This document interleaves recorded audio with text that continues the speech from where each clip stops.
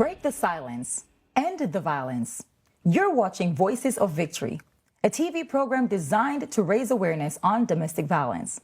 I'm your host, and my name is Danette Mahabeer-Turner, a domestic violence survivor, advocate, and published author of the book Leave Alive, subtitled Goodbye Domestic Violence.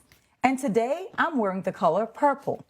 Purple is a symbol of peace, courage, survival, honor, and personal dedication to domestic violence awareness. Joining me on today's episode is none other than the owner and clinical psychologist of Delve Health Consulting. Help me to welcome Dr. Brooke Jacobs. Welcome to the show. Thank you. Thank you so much for having me. I'm happy to be here. Yes, we're going to talk all things. I know we're going to focus on trauma bonding and just getting into the minds of not just the victim, but the abuser. Yes. And so before we get into that, I want to take the time out to, you telling us a little bit about your company and your current role at Delve Health Consulting. Great. Thank you. Again, I'm just really excited to be here and excited you're doing this work. So a little bit about my history. I'm a licensed clinical psychologist, and I started my work in the nonprofit world, and it happened to be in the domestic violence service provider. So I served as the staff psychologist at our local state designated domestic violence service provider. And through that time, I really started to see the impact that domestic violence was having in our community.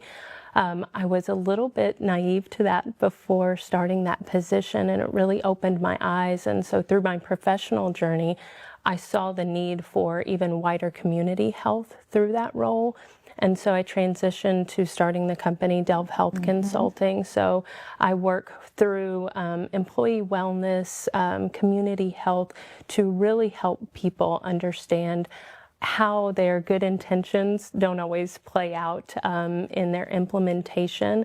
And so coming from a clinical psychology perspective, really helping gear that. And one aspect of that still remains to be intimate partner violence, which we know happens in workplace settings. We know that mass violence incidents are usually tied to intimate partner violence. So with that lens of community health and making our community stronger and healthier, this still plays a large role in my work that I'm doing today. And I just want to take the time out to say thank you for what you're doing as well in our community.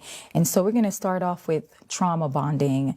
Trauma bonding is often misunderstood. So can you explain what it is and how it affects a survivor's ability to leave an abusive relationship? Absolutely. So trauma bonding really was kind of coined, that term, in the 90s, but we were researching it before that and calling it things like betrayal trauma and things like that.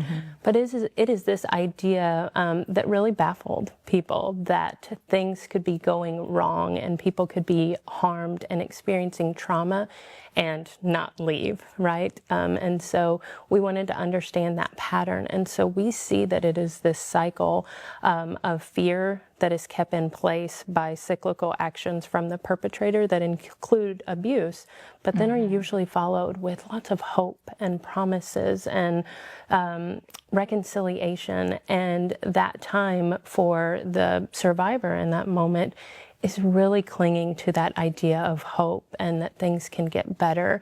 And so it really creates this unique bond that is a way of survival. It is our brain's way of clinging to attachment in a moment of fear. And so when our brain gets scared, it shuts off that top part of our brain, our frontal cortex, prefrontal cortex, and it goes into our downstairs brain where we are focused on survival. And one of our basic survival needs is attachment to others. And so here we are in a setting, in a romantic relationship, where the person who is supposed to love and honor and support us is also the person hurting us. This happens in parental abuse as well. And so we feel this really push-pull of, I'm scared and I want to go to my comfort zone, who happens to be the person hurting me.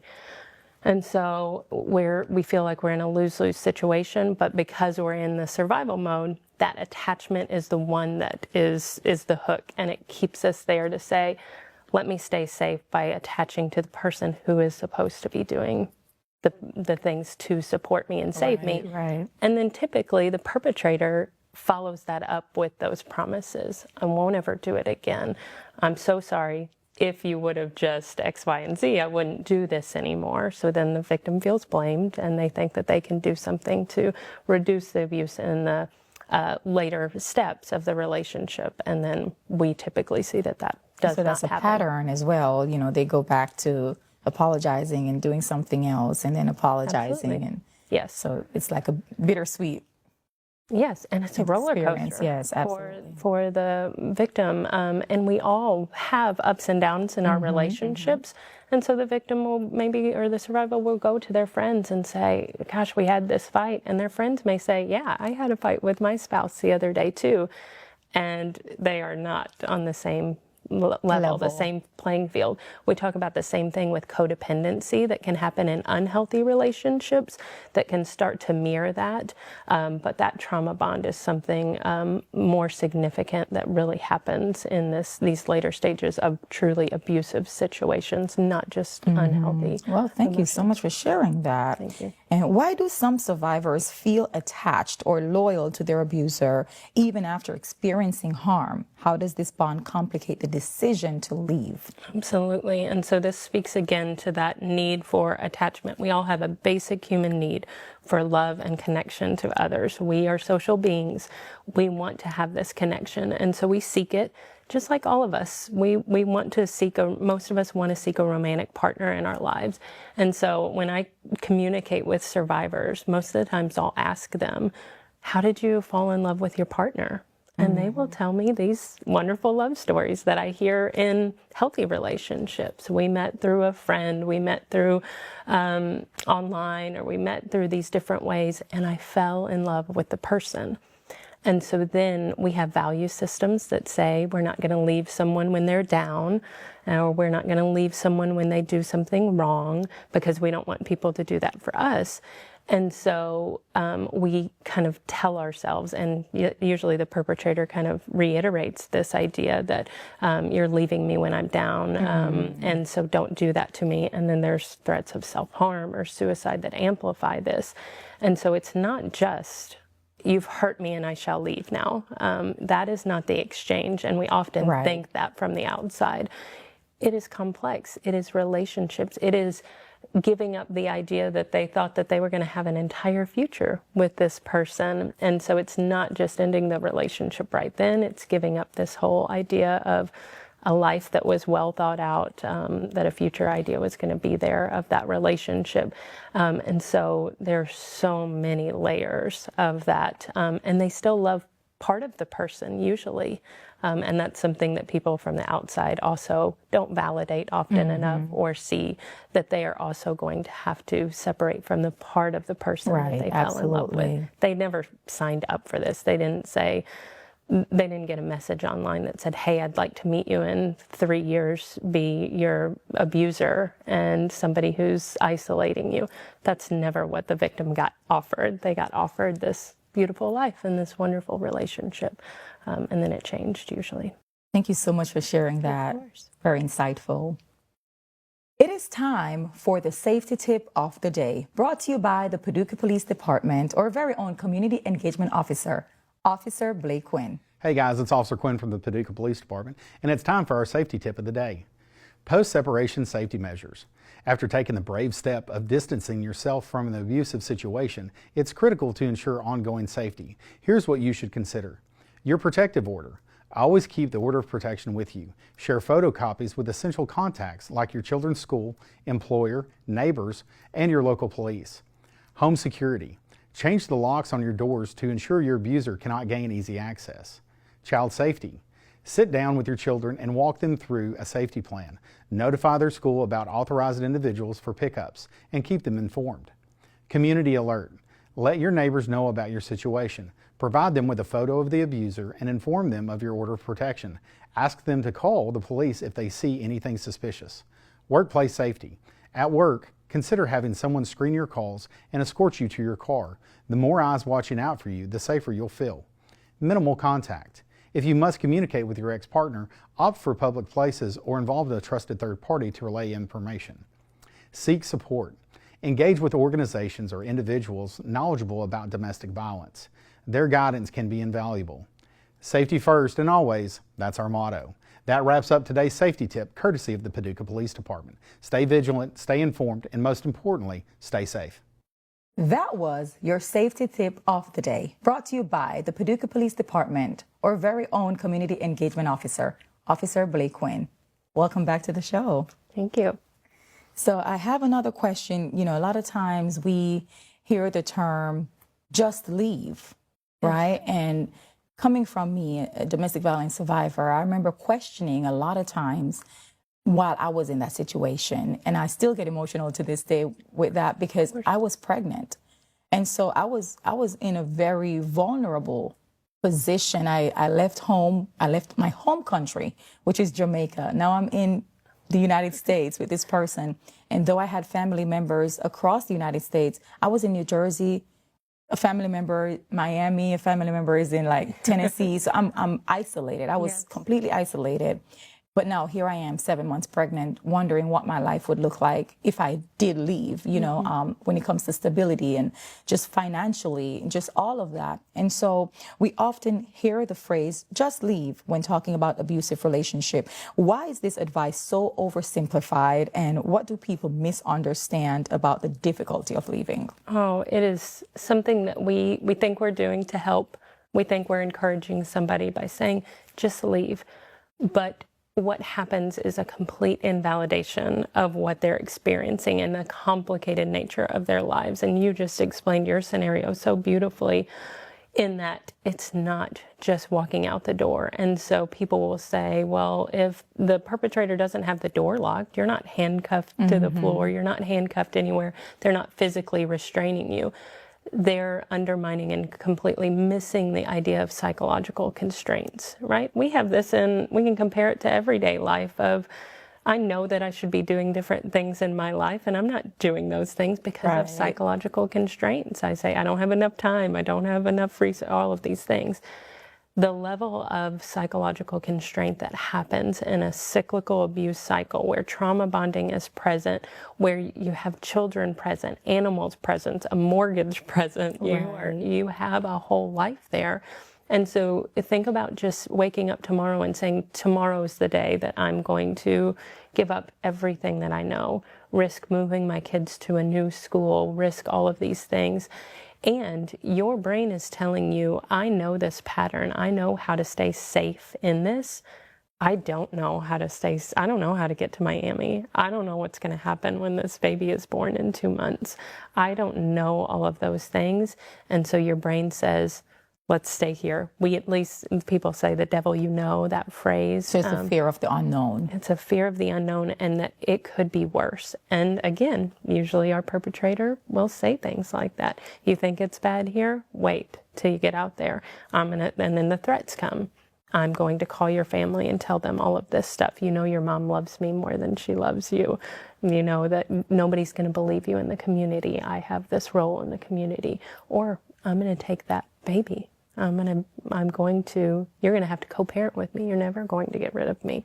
And so then our brain just says, that is too scary. That is too much. And then you go talk to a friend and they say, just leave. And it just feels like the air's let out of the balloon, and that you don't have that support, even though that person thinks they're being the support, which is really a really sad situation for those people, and why shows like this are so important to educate people who are trying to support their loved ones. And I want to just piggyback on that, for survivors and those who are listening or watching this episode or just any episode on Voices of Victory, the just leave, is having that support, as you mentioned, the support system to say, hey, I support you. I'm here if you need me.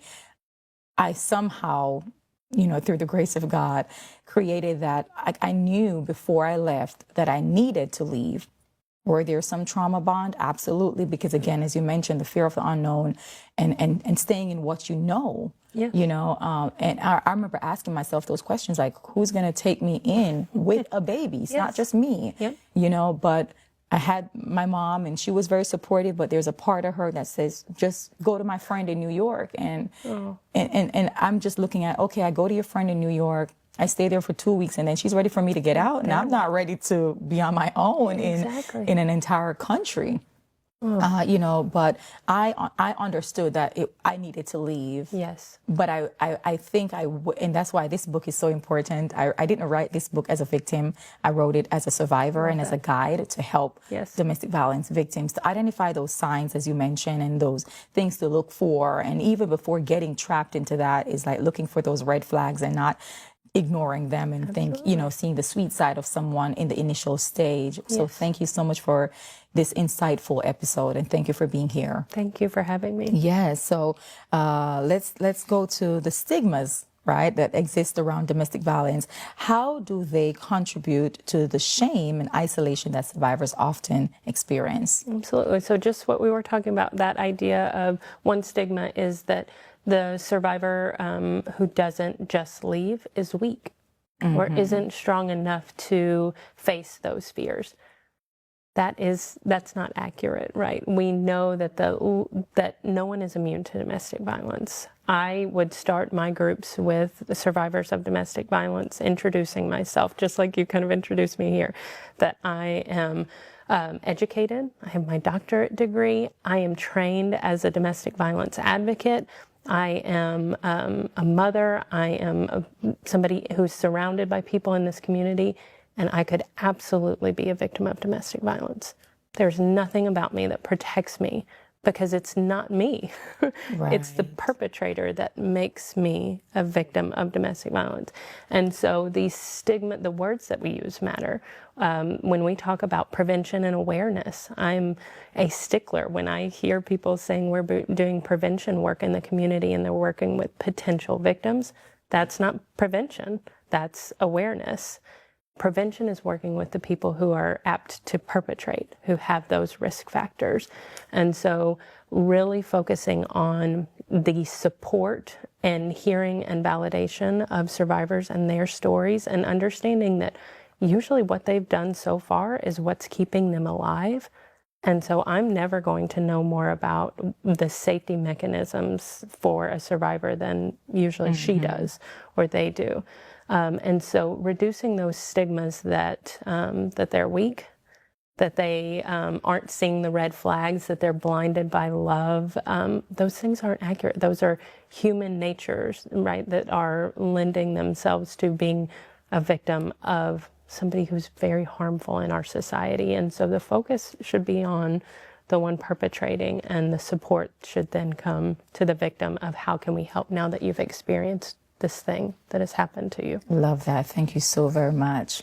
It is now time for our highlighted segment called Making Empowered Choices, brought to you by Janie Wells, psychology instructor here at WKCTC.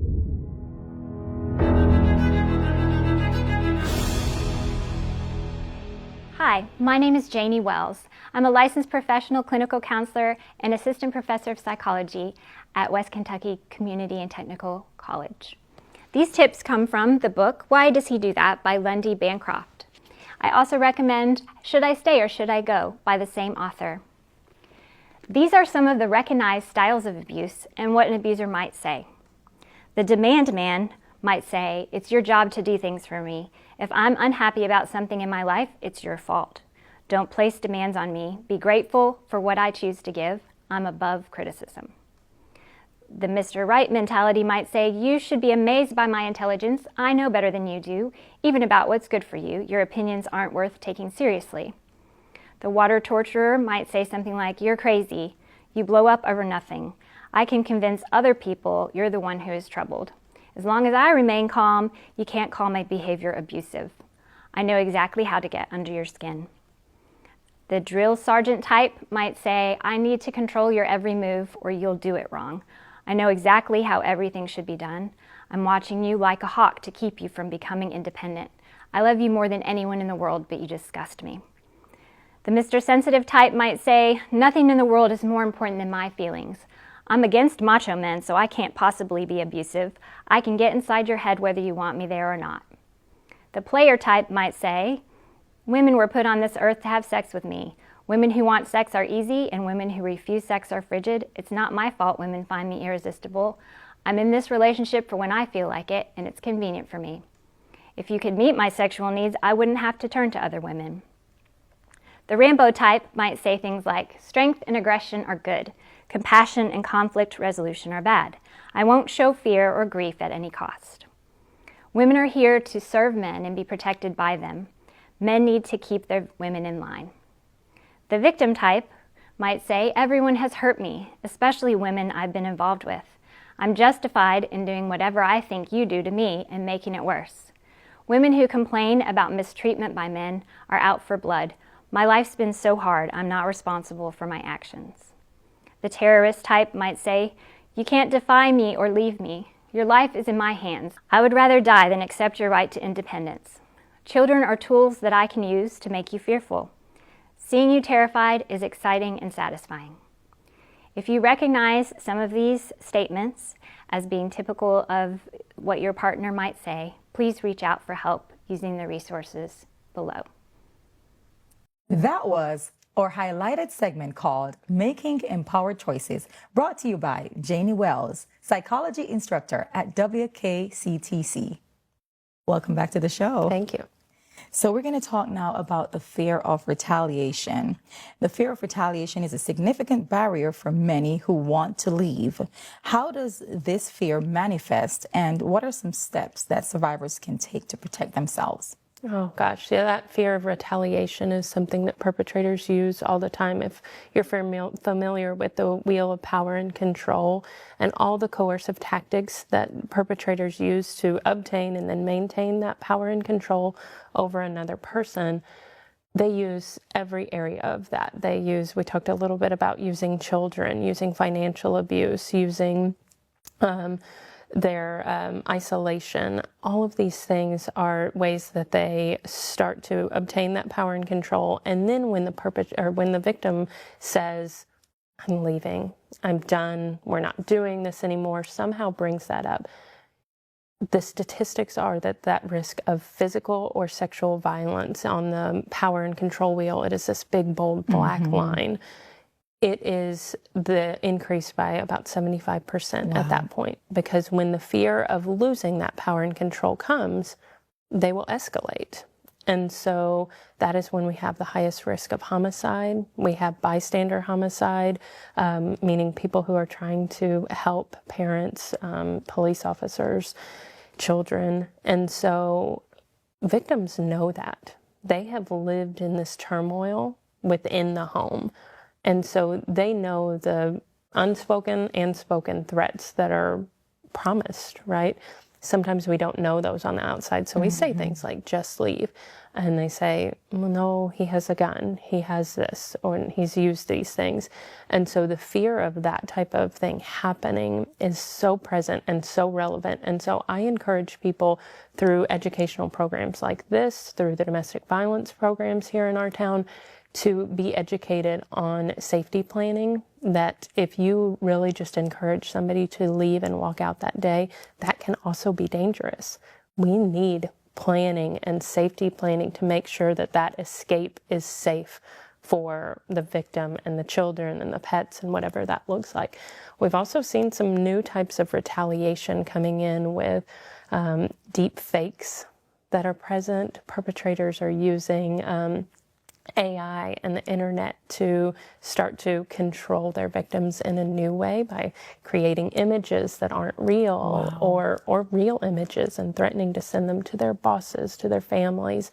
And it is just really disheartening and really terrifying for our survivors and our victims. And which drives so much more fear, as you mentioned, just trying to keep the peace. Yes. And so, again, it just feels inescapable, or it never feels like there's a good time to leave at that point or to escape. And so they need us. They need community to help with that. Wow. Thank you so much for sharing that. For survivors, validation is crucial, but so often, again, you mentioned they face judgment from their support system. What impact does this have on a survivor's healing and recovery process? If they're in active abuse, it maintains the active abuse for the perpetrator. The perpetrator is counting on some of those incompetencies in our society, or our unawareness in our society, for people just to say things like just leave or stick it out, or I'm sure it wasn't that bad. And so when the victim hears that, they think, I'm crazy, just like he said, just like they said, I really am losing it. Or I'm overreacting. I'm overreacting, right? And so when we have that kind of interaction, it can really impact the ability to escape if you don't feel that support, like you had mentioned, from family or friends. And then if you're out of the relationship at that point and out of the abuse and you have escaped, and people show that same kind of ignorance around the incident, it can really be disheartening. So what I encourage people to do is come from a place of curiosity and not of judgment or assumption, but to say, I can't imagine, tell me more. I'm here for you. I believe you. I don't know what I would do in that situation. Any of these statements that just say, I see you and I believe you for who you are, and I'm not going to put my lens of judgment on it, because it's irrelevant right now. And so even in just passing conversations with somebody, to make sure that you say, how was that for you? What was that like? Is there something I can do to help now? How are you? Right? Can I do anything? Process. Yes, absolutely. Anything. Love that. Thank you so much. I'm so glad that you took the time out to be here today. I know time has wind down, and I would love to bring you back at some point to even get deeper into the psychological safety of things. And I mean, we haven't even touched on, reactive abuse and all of that. Like, there's so much to talk about. But thank you for being here. And before you go, if you'd like to share how others can get in contact with you and your firm. Yes. So again, it's Delve Health Consulting. So delvehealthconsulting.com. I'm on LinkedIn, and my email is Dr. Jacobs at Delve Health Consulting. And so I'd love to talk with anyone further. On my website, there's a way to message me as well. And again, just thank you for your work that you're doing here. And I'm excited anytime I can be a part of community education, because I know there's so many people out there who are thirsty for it in our area. So thank you for your work. Looking forward to bringing you back on the show. And thank you again for being here. Before we go on with the end of this episode, I want to take the time out to highlight the National Domestic Violence Hotline. For help, call 1-800-799-SAFE. That's 1-800-799-7233. Or text the word BEGIN, BEGIN, to 88788. Remember, your voice matters, your life matters, and you deserve to be safe and loved. You are not alone, and you're fearfully and wonderfully made. I've been your host. My name is Danette Mahabeer-Turner. See you on the next episode.